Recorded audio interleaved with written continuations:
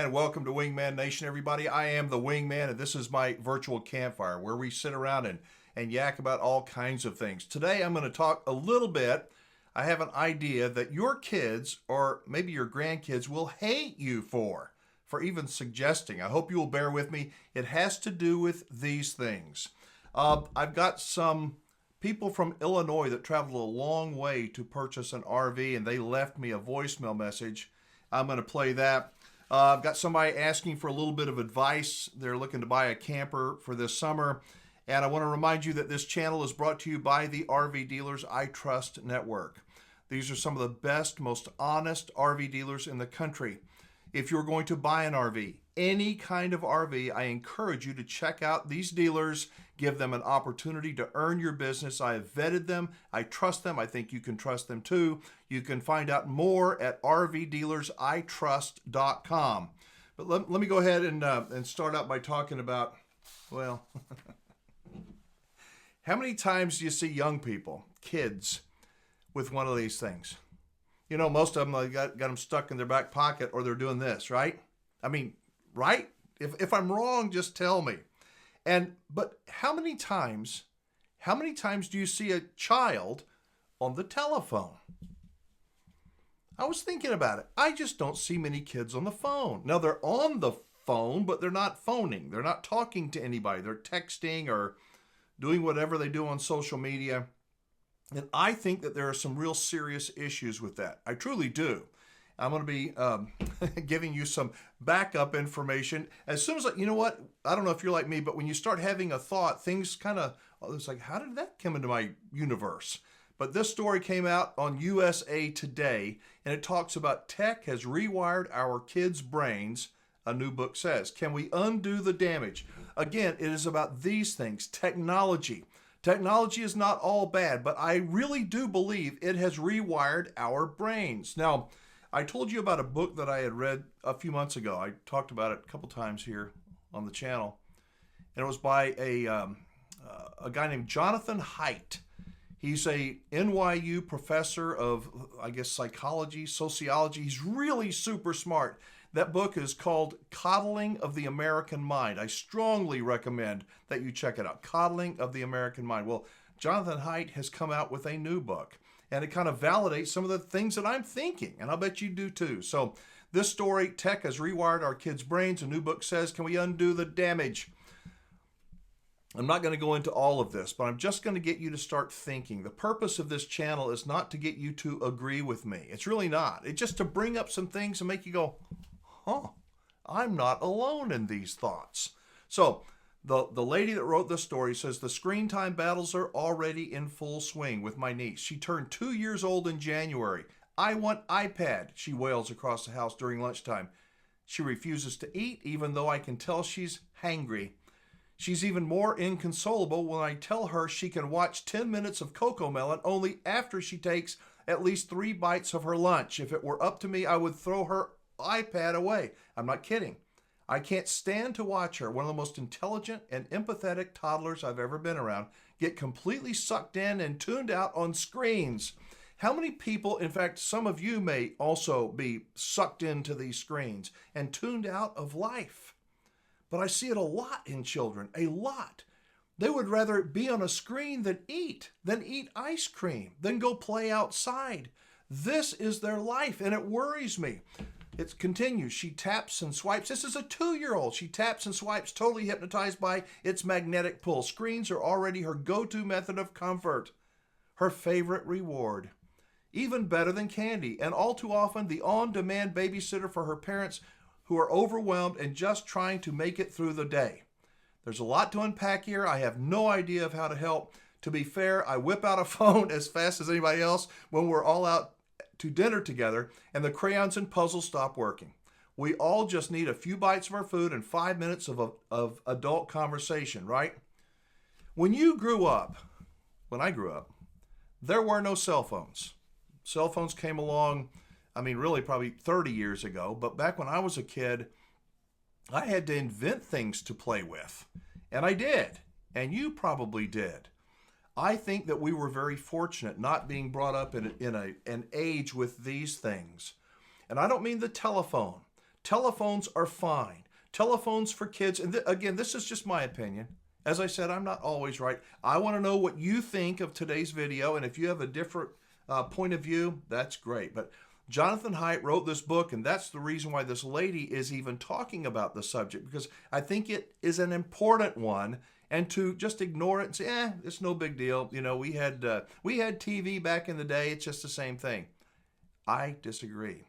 It says, what's worse, I often feel powerless against the pull of my screens too. I have zero doubt that smartphones have rewired our brains in negative ways, not because so many new studies suggest it, but because of how I feel and what I see happening in the world around me. Do you see things going on that you say, something's not right? It's not right. Technology's great, and if you have a question about where, what the capital of Connecticut is, you can find it in about 2 seconds, and you can find out how far it is from Chicago to Duluth, Minnesota, and how to get there. But when it sucks our time away from us, we are being so influenced by this addictive device. Now, I'm going to give you what Jonathan Haidt thinks are great suggestions to get kids off of these devices, and maybe even people like you and me. And I got to admit, I'm not going to give up my cell phone or not going to give up my smartphone. I ain't doing it. I got too many people I'm in touch with. I watch videos all the time. And so am I a hypocrite? I guess you could consider me being a hypocrite. But I think when children are young, very, very young, to put this in their hands where they can just go into a fantasy and live in a fantasy and be oblivious to the world around them is not doing them any good. Probably not a good analogy. But what if cigarettes were free? What if they were free and anybody could have them? And what if everybody thought they were cool? But you knew they weren't cool. You knew something's wrong with them. Something's wrong. We're going to make you unhealthy. But they were free. In fact, give them to your kids. Yeah, we're going to give them to your children. You would say, that's the stupidest thing ever. Why? Because it's bad for their health.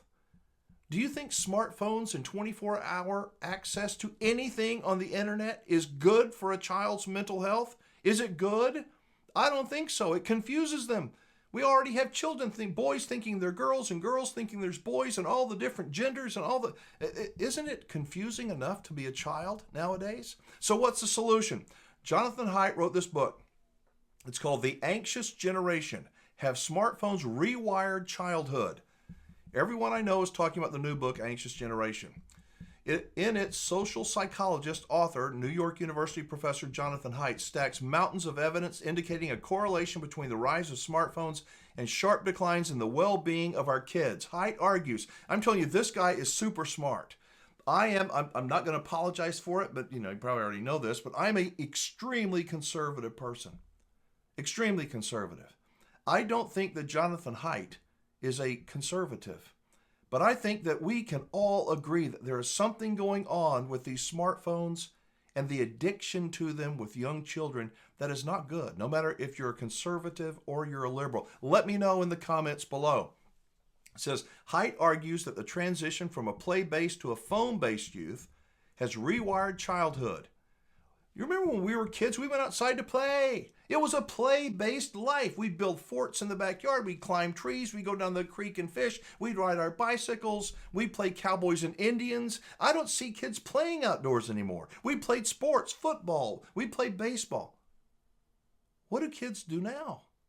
Now, there's some organized sports, and there's nothing wrong with that. But there's no outdoor play. Our kids are playing now in cyberspace with this stuff going into their mind. Everything goes into their mind.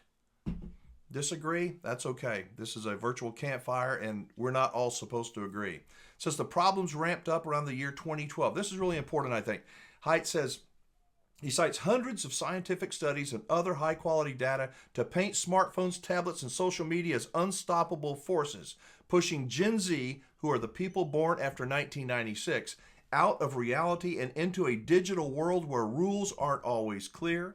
People hide behind anonymous social media accounts and rumors spread faster than wildfire.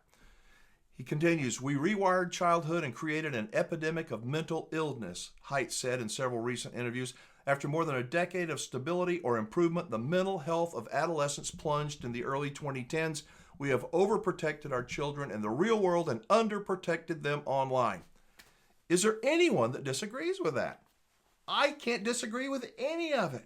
Now, that goes back to the way I started this video. I said, I've got an idea that your kids or grandkids, if you got grandkids like I do, they will hate you for the suggestion of even repossessing their smartphone, repoing it. But I'm going to show you, and again, I've got a link. I'm putting a link to Jonathan Haidt's new book down below in the description.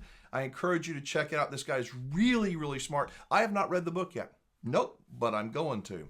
So it continues. Here are the things that Jonathan Haidt says that we can take baby steps to try to change this. And we must change it, because what goes into these children's minds when they're in those early formative years, when they're confused about their sexuality, or it's more important to talk with a school counselor than it is to your mother and father. When they're confused like that and they're told that that's what you're supposed to do. Don't confide in those parents. Confide over here. We're your real friends. Okay. What's going to happen when they get older?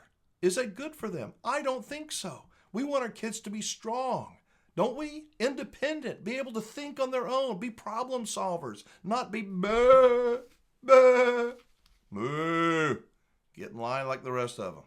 All right, so Jonathan Haidt said there's 4 things. I'm going to get to the RV stuff here in just a second, but he says there are 4 things, baby steps that we can do. I want you to know if you agree with them. A smartphone replacement. The book recommends 4 new norms to turn back the phone-based childhood. No smartphones before high school. None. 0. How do you feel about that? No smartphones before high school.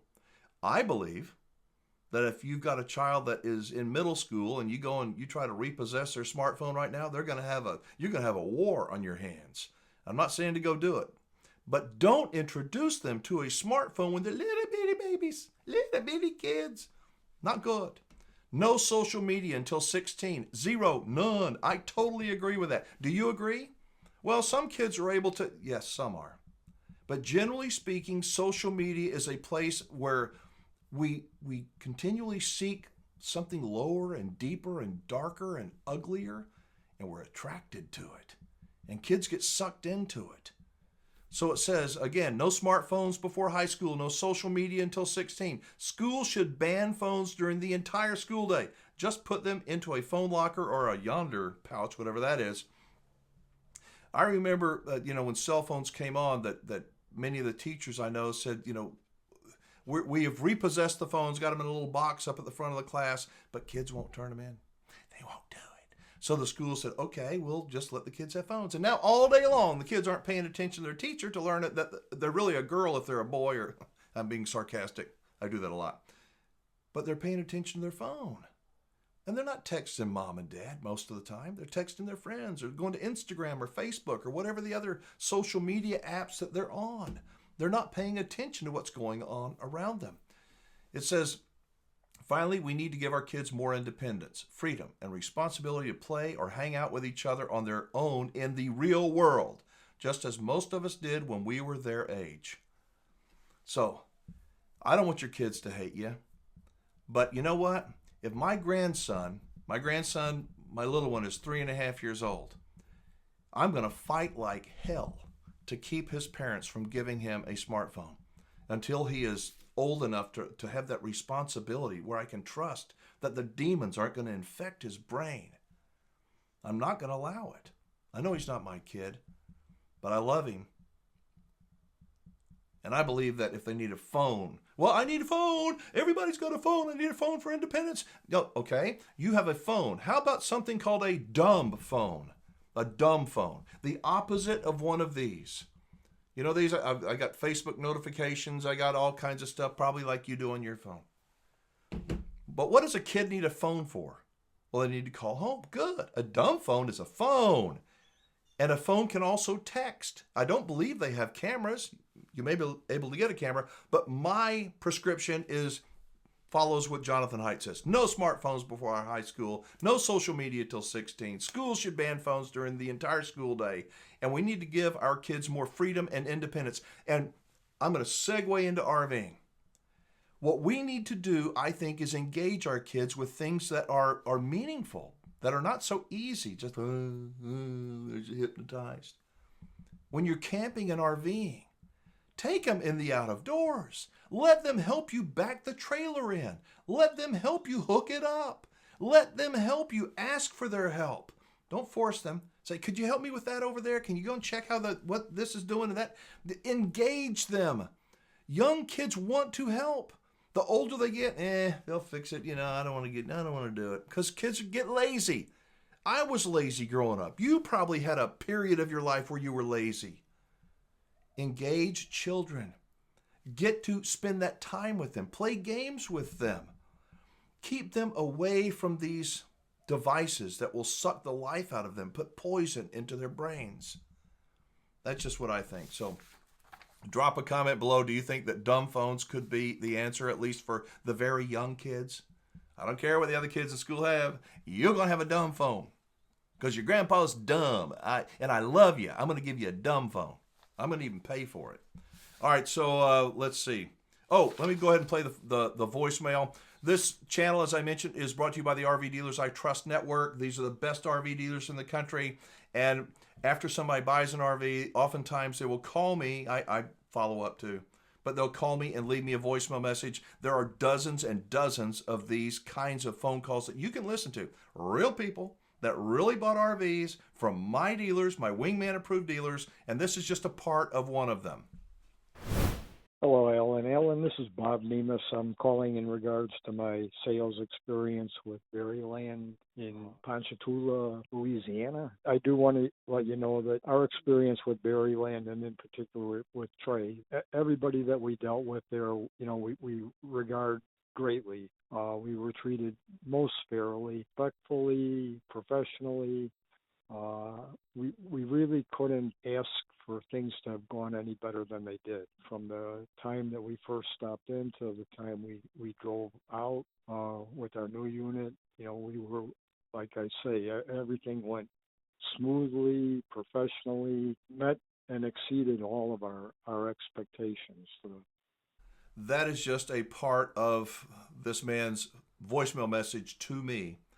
I do have a voicemail set up, a number where you can call me 24 hours a day. I love to hear from you. I listen to every voicemail message, and I call as many people back as I possibly can. Again, the entire message that this gentleman left is at rvdealersitrust.com.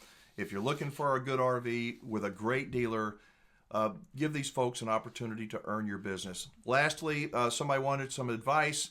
Again, my email address is I'm going to put the email address on the screen right now. Poof. rvwingman@gmail.com, and my phone number, my voicemail number is on the screen as well. I read every email. Sometimes I even respond to them with a video. So it says, hi, Alan, need your advice. I want to live out of an RV for at least a year, traveling in Alaska, Canada, Pacific Northwest, and uppermost New England. However, since I don't have the mechanical savvy or the patience to deal with time-consuming, costly repairs, can I avoid that scenario by purchasing a camper van? If so, what models, years are most reliable? Seems like a van is more of a normal operating vehicle that could double up as an RV, blah, blah, blah, blah, blah. This gentleman has a Honda CR-V and is thinking about if they get a van that they're going to be able to sell the Honda, and then that way the van can kind of double up as a daily driver and get rid of the Honda. Says, what do you think? I live close to Berryland in Louisiana, by the way. I just don't want an unreliable, high-maintenance, difficult-to-manage vehicle. No need for fancy bells and whistles, just the important essentials. Well, Andy's the one that wrote to me.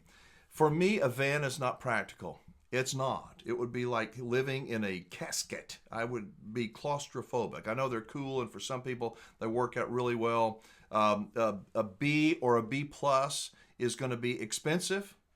They're nice, but they're expensive. They also break down. They do. What I prefer, I think that an automobile, a pickup truck, is far more reliable than most motorhomes. Just saying. That's just my opinion. I think that a pickup truck camper is maybe your answer. I don't know if you travel alone. You didn't say you have a dog. Didn't say you travel with anybody else. It's just you. A pickup truck camper on a nice pickup truck, you can, if you have a problem with the truck, guess what? you can still leave your camper in the campground. You got a problem with your camper? You got a truck you can at least drive around in while your camper's getting fixed. There's fewer things to break in a pickup truck camper. I don't think that Berryland has any pickup truck campers, but they got a lot of motorhomes, a lot of them. And so my suggestion is go check them out. They're not going to pressure you. Look at them. You may find something you like, you may not. But think about a pickup truck camper. What do you think, folks? Do you think a pickup truck camper is something that a single person might find to be a better purchase idea than a B van? I know there's some pluses and negatives, but for me, I don't know. I'm kind of a truck guy anyway. Maybe it's because I'm old. But the other thing is, Andy, download my free RV report. You can do it at freervreport.com. There's a link to it in the description down below. Read the report. I promise you I'm not selling you anything, and there's lots of valuable information that will prevent you from being ripped off. It will save you thousands of dollars when you're buying or selling an RV. All right, I went on for a long time today. I want to know what y'all think about these things. And maybe getting your kid a dumb phone. Will they hate you for it? I'll bet you they will. But in the long run, years later, I bet it's going to be one of those things you're like, oh, thanks, Grandpa. Thanks, Mom. Thanks, Dad, for keeping me away from all that, because you see some of the mistakes that other kids are getting into. All right, let me know what you thought of today's video. Thank you so much for watching. I'm Alan Warren. I'm the Wingman, encouraging you to be a better wingman or bing. This is what happens when I got a dog barking in the other room. A better wingman or a better wingwoman for somebody in your life, because Lord knows the world needs better wingmen and wingwomen. And I got to get the wing out of here. Bye-bye, everybody.